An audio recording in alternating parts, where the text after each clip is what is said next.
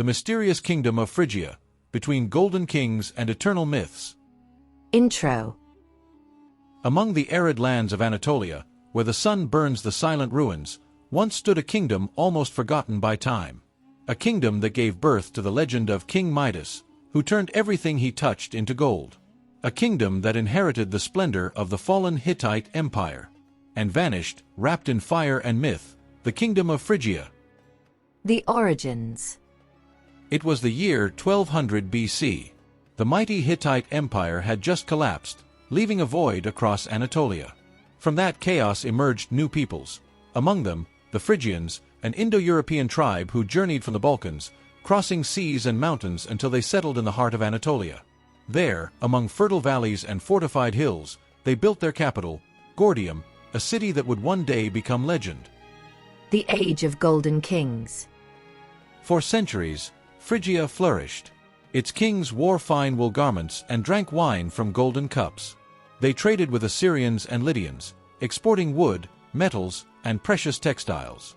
And they built monumental tombs, giant burial mounds, artificial hills that hid the bodies of their kings. The most magnificent of all would be linked to their legendary ruler, Midas.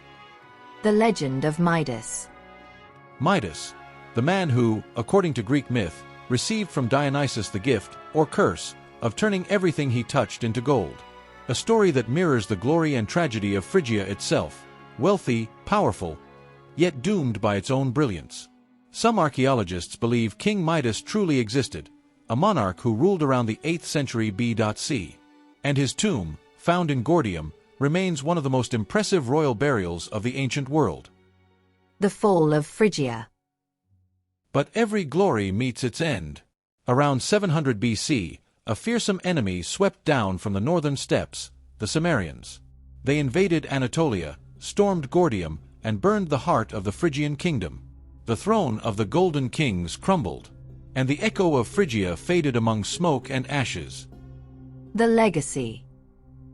Today, among the ruins of Gordium, one can still see traces of walls, palaces, and royal tombs.